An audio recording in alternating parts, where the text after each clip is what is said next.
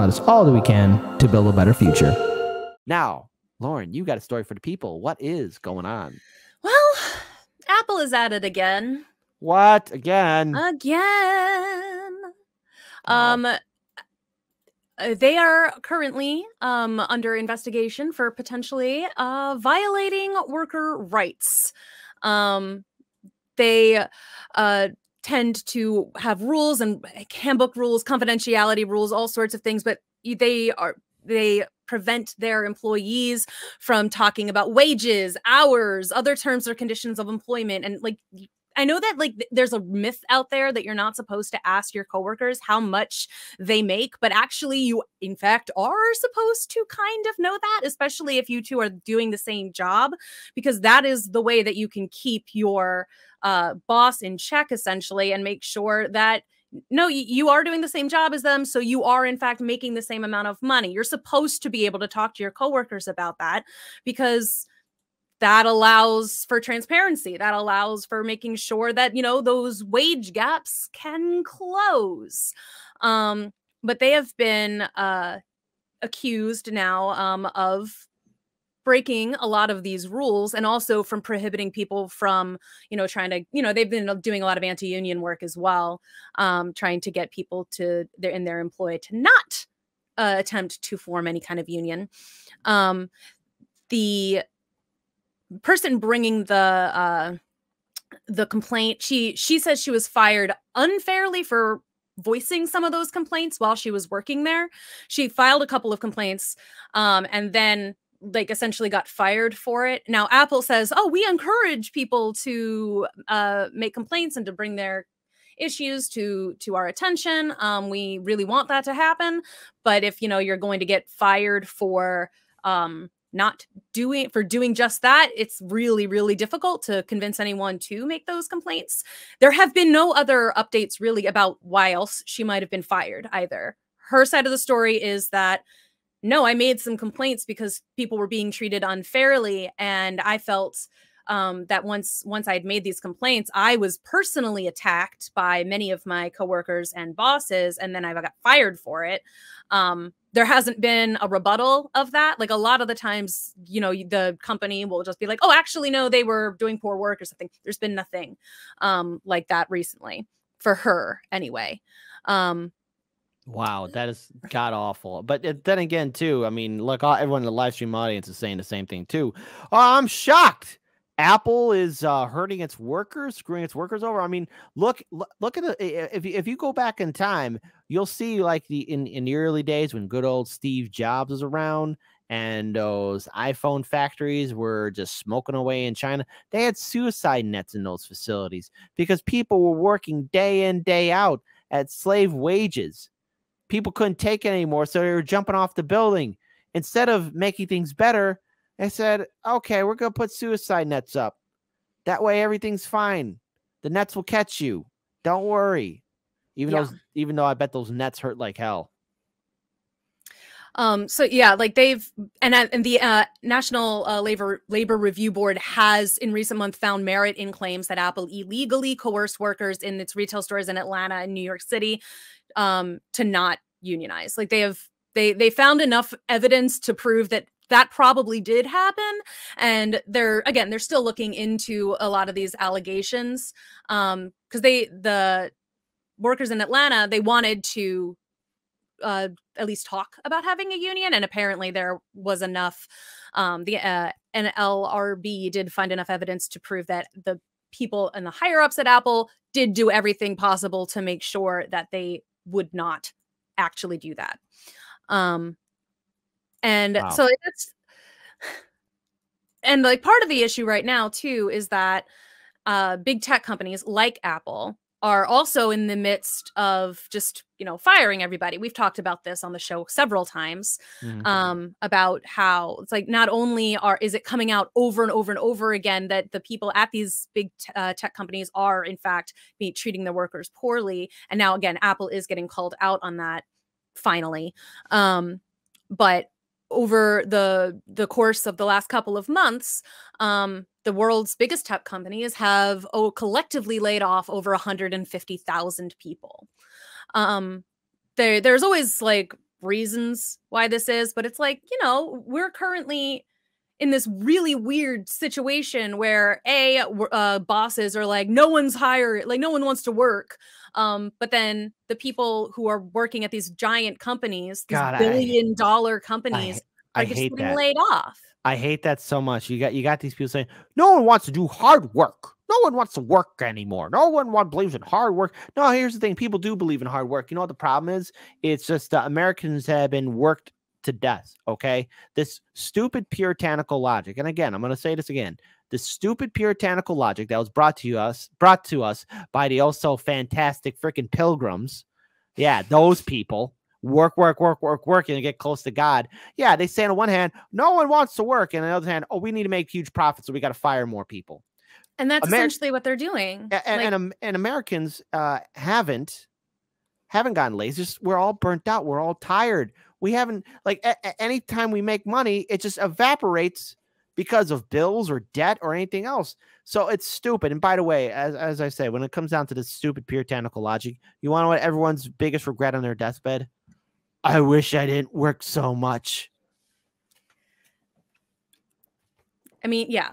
And it's just like, and again, you're talking about the Puritans. Yeah, 80% of the of that number of people who've been fired recently live in the United States. Like only 20% of the over 100,000 people that have been fired recently, 20% of them are not in the US, 80% of them are. Like mostly it's people who live here in this country that are getting screwed.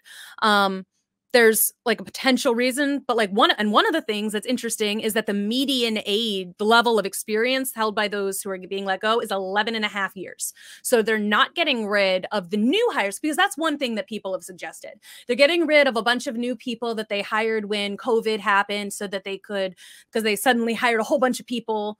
But now, well, one, all of the discourse about working from home, and so people are getting fired for that. But like, they're not just firing the new people; they're firing the people who have been there for a long time and who know what's up and who are probably getting paid a little bit more.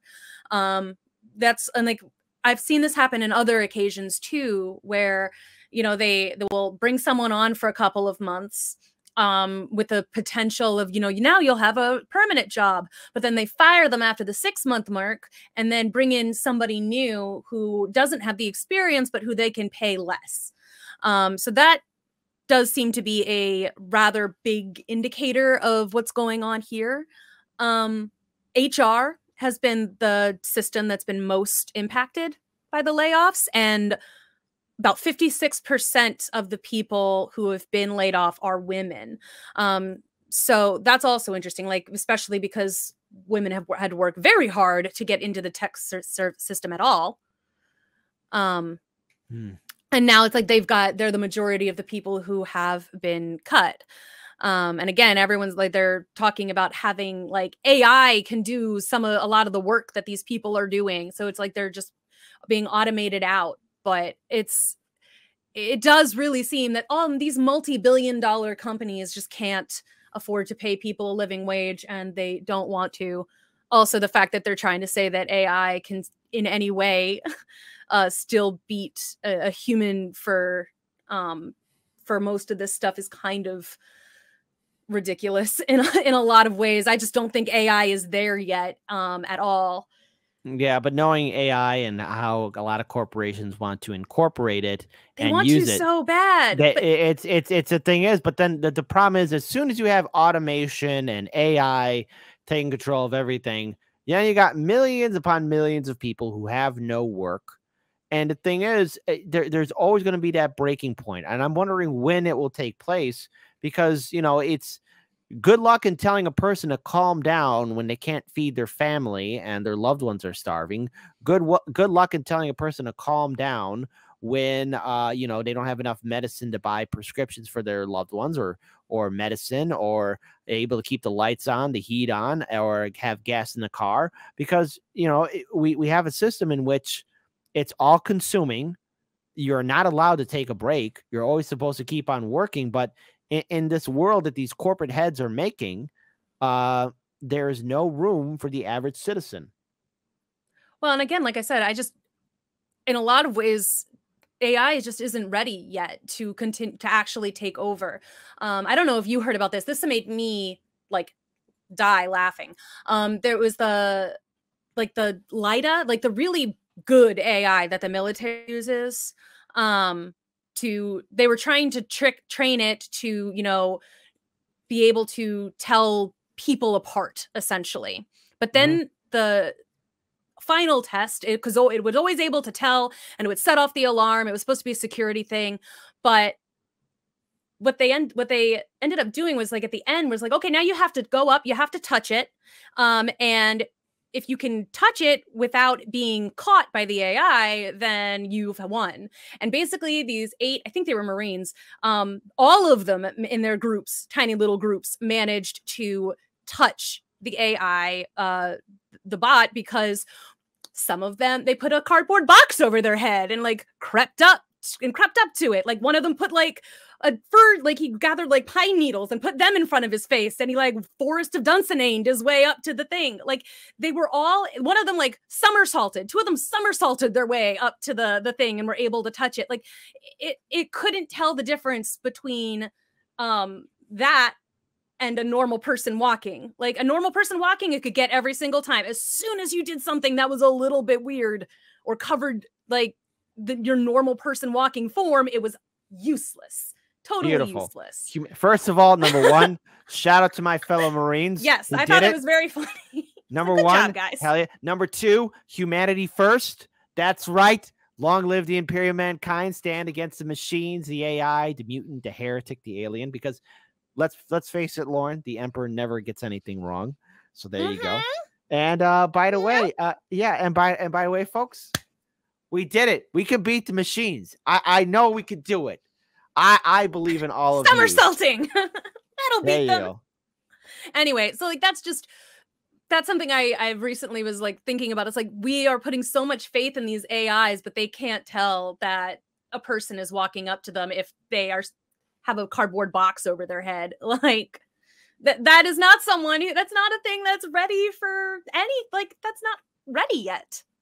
Like, that's it's cool. What AIs can do is cool. And I'm like, I think it's interesting that we're like continually going through that particular, like, you know, realm. It's like, yeah, let's learn more about it. But we're not at a point where AI can take over a human, like the human organism. Like it's just not there yet. Well, leave it to Apple and all these corporations to be up to their little sneaky tricks, but humanity will find a way. And by the way, again, these corporations, they say they want to hire you, but let's say you do, just remember, they will fire you. Okay? As soon as you start asking for what you're worth, they'll fire you. Yeah. And they'll replace you with somebody else who's just desperate for a job and who's willing to work for, 10 grand less than you are. Like that's what they're firing the people who have been there and who have experience. They're not firing the newbies. Or I like to use this old joke, and I think it'll be a perfect final note. You're so fired, you've just been rehired. You're fired again. There you go. All right, we're gonna move on now to our next segment. Before we do, please be sure to like, comment, share, and subscribe. We actually got 2 Rockfin super chats from Roger Meadows. Did you ever peep this? Not sure if I got this from your show or elsewhere. Quick mention on your show. It's about worker co-ops. If Apple were a worker cooperative, each employee would earn at least $403,000. Whoa! Apple has 98,000 employees and earned $39.5 billion over after tax over the past year. If Apple was a worker cooperative, then each employee would receive $403K. Divide on top of their salaries. Even the lowest paid worker would have earned at least $403,000 in Apple as a worker cooperative. Yo! Wow. Yo! Hold on, I'm sharing this. Yo! Hold on. God, where's Faye? I can't wait to get Faye's back someday. Look at this. Look at this. Look at this. Hi, sure. God damn it, Apple. Hold on. And Roger Meadows gave us another one too. Forbes. Same thing too. Wow. It's even said on Forbes here too. Look at this. Look at this. Look at stupid buttons.